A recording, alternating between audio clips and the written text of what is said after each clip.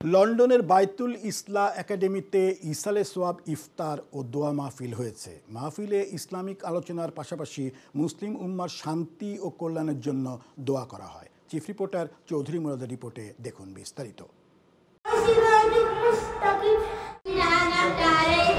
পূর্ব লন্ডনের বিশিষ্ট ব্যবসায়ী ব্রিকলেনের ঐতিহ্যবাহী রাজমহল সুইটের স্বত্বাধিকারী মরহুম হাজি আব্দুল সত্তার, আব্দুল মালিক ও আব্দুল জব্বারের ইসালে সোয়াব মাহফিল উপলক্ষে বায়তুল ইসলা একাডেমি লন্ডনে ইফতার ও দোয়া মাহফিল অনুষ্ঠিত হয়েছে।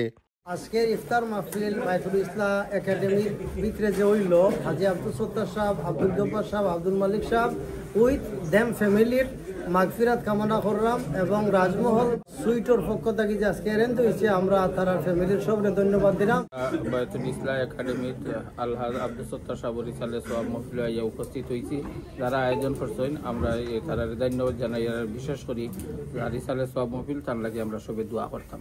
বৃহস্পতিবার আরাফাত আহমদ লতিফির কুরআন তেলাওয়াতের মাধ্যমে মাওলানা ইমাদ উদ্দিন ও মাওলানা সানাউর আলীর যৌথ পরিচালনায় এবং হাজি আকলাকুর রহমানের সভাপতিত্বে ইফতার মাহফিলে অতিথি হিসেবে উপস্থিত ছিলেন টাওয়ার হ্যামলেটস কাউন্সিলের সাবেক ডেপুটি মেয়র শাহিদ আলী। আজকে বায়তুল ইসলা মসজিদে একটা ইফতার মাহফিল করা হয়েছে মরহুম হাজি আব্দুল সত্তার সাহেবের ফ্যামিলির পক্ষ থেকে। তার আরো দুই ভাই আছেন। আমরা তার রুহের মাগফিরাত করিয়া। This event was sponsored by our family on behalf of my late father and my uncle also. May Allah have mercy upon them. এতে আরো উপস্থিত ছিলেন রাজমহল সুইটের পরিচালক আব্দুল সামাদ মিলন, ফরিদ আহমদ সুমন, দারুল হাদিসের শিক্ষক মাওলানা মুসলেউদ্দিন হাফিজ দেলওয়ার হোসেন, হাজি মুজিবুর রহমান, বদরুল চৌধুরী, মাওলানা নাসিম ও সুন্দর আলী সহ আরো অনেকে। মাহফিলের ধর্মীয় আলোচনায় অংশ নেন আঞ্জুমানে আল ইসলার সহসভাপতি মাওলানা আব্দুল কুদ্দুস ও দোয়া পরিচালনা করেন বায়তুল ইসলা একাডেমির প্রতিষ্ঠাতা পরিচালক মুফতি মাওলানা আব্দুল ওয়াদুদ লতিফি।